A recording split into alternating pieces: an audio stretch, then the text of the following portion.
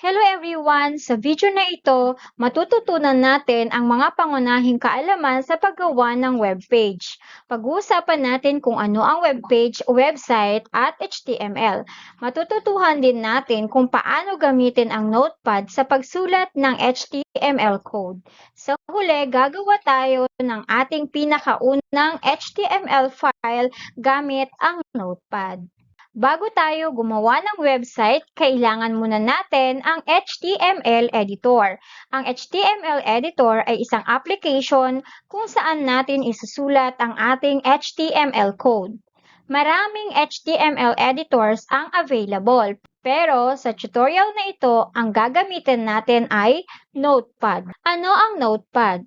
Ang Notepad ay isang simpleng text editor na kasama na sa Windows. Dito tayo maaari mag-type ng HTML code at isave bilang HTML file upang makita ang ating webpage sa isang web browser katulad ng Google Chrome, Microsoft Edge, or Mozilla Firefox. Pero bago tayo gumawa ng HTML, alamin muna natin ang pagkakaiba ng webpage at website. Ang webpage ay isang pahina na nakikita natin sa internet katulad ng isang pahina sa libro.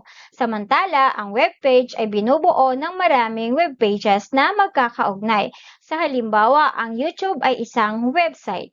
At bawat video na pinapanood natin ay nasa sariling webpage. Again, ang webpage ay isang pahina na nakikita natin sa internet. Katulad ito ng isang pahina sa libro, ngunit mababasa ito gamit ang web browser katulad ng Google Chrome, Microsoft Edge, or Firefox. Halimbawa nito ay homepage ng Facebook, YouTube video page, contact page ng isang website. Ang website naman ay isang collection ng maraming web pages na magkakaugnay at may iisang domain name.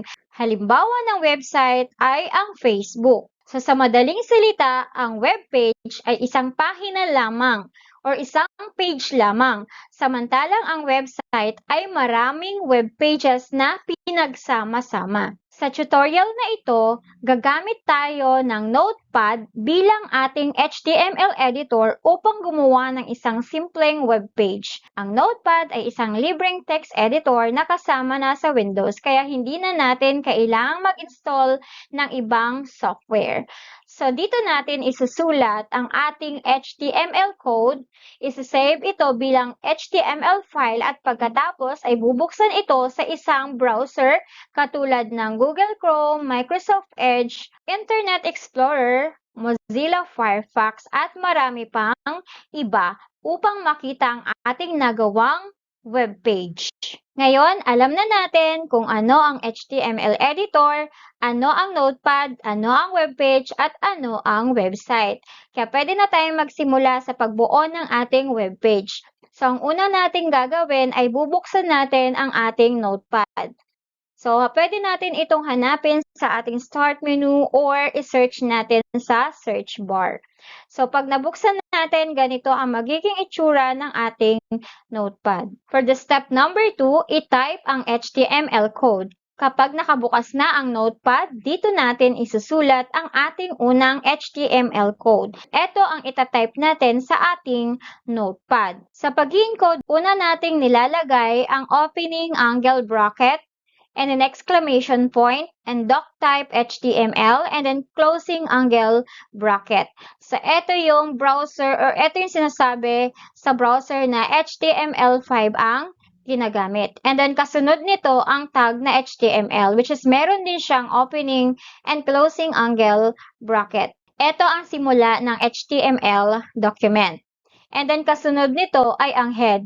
Dito nilalagay ang impormasyon tungkol sa webpage. Ano ba ang meron sa iyong webpage? Ano ang title ng iyong webpage? Ang title dito ay My First Webpage. So, ang title, ito yung pamagat na makikita sa browser tab na nasa itaas ng browser. So, kung makikita natin, meron tayong opening angle bracket, title, and closing angle bracket. So, kasunod nito ay ang title, which is My First Web Page. And then, ang dulo nito, meron tayong opening angle bracket, tapos slash the title, and ang closing angle bracket. Itong may slash, ibig sabihin, ito yung closing ng title or ending ng title. And of course, itong may slash na head, ito din yung close ng head or closing ng head. Next, ang body. Dito inilalagay ang lahat ng ninalaman na makikita sa webpage. Under ng body ay ang H1. Ang H1, ito yung gumagawa ng pangunahing heading. Halimbawa, dito ay ang Hello World. Again, nag-start siya sa tag na H1, which is the heading. Mayroon lang siyang opening and closing angle bracket, while yung dulo ay mayroon ng slash. Ibig sabihin, ito yung closing ng heading. Opening and then closing. And then P, ito yung para sa paragraph, kapag bubuo ka ng paragraph. So, dito ang paragraph natin ay, Welcome to my first HTML web page. Again, P stands for paragraph, which is una dito ay opening and closing angle bracket lang, while pagkatapos ng paragraph ay meron na siyang slash. Ibig sabihin, ito na yung end ng paragraph. Ito na yung closing ng P tag natin. And of course, nag-end din siya sa body, slash body, kasi ito na yung end or close ng buong body natin or buong HTML natin. Pinakadulo ay closing po ng HTML documents natin. Ngayong natapos na nating isulat ang ating HTML code, isi-save na natin ito bilang HTML file. So, una dito, i-click natin ang file, kasunod nito ay ang Save As. And then, pipili tayo ng folder kung saan natin gustong i-save ang file. Halimbawa, sa desktop, sa documents, or sa pictures or videos. And then next, papalitan natin ang file name. Okay, so sa file name, itatype natin yung file name na gusto natin, halimbawa, my webpage. Tapos, ang dulo nito, dadagdagan natin ng .html. Okay, so sa save as type, piliin natin yung all files.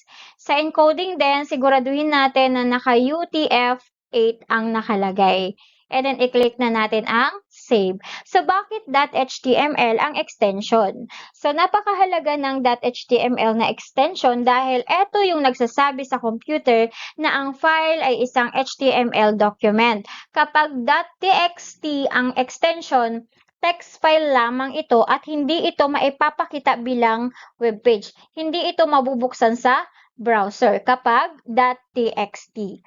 Okay? And then next na gagawin natin, no, pagkatapos nating ma-save ang file, hahanapin natin ang file na sinave natin sa desktop or sa kung saang folder natin siya sinave. Okay, i-double click lang natin ang file at automatic itong mabubuksan sa browser natin. Okay, kung anong available na browser na meron kayo. Kung ito ay Google Chrome, Microsoft Edge, Mozilla Firefox at iba pa. So, ganito natin siya isi-save. I-click natin yung file and then save as. And then, hahanapin natin kung saan natin sinave. Ako sa desktop ko sinave.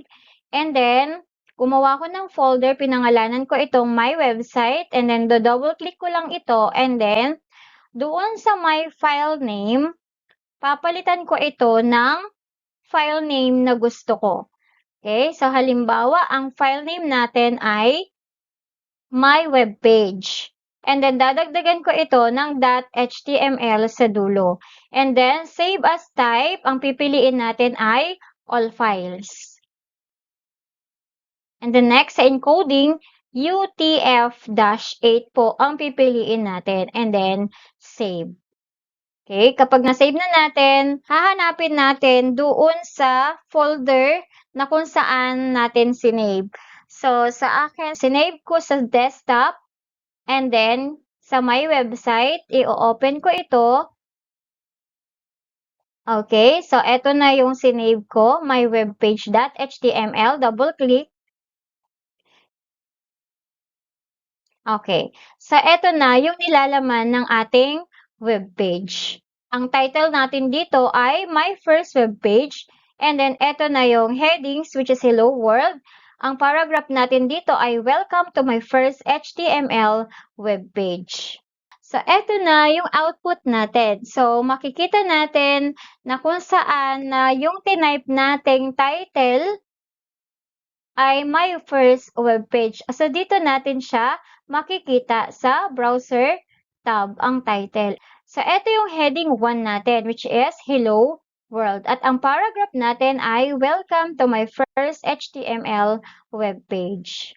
So, ngayon nakagawa na tayo ng unang HTML web page. Sa susunod na lesson, aaralin naman natin ang iba't ibang HTML tags at kung paano maglagay ng headings, ng images, at links sa ating web page.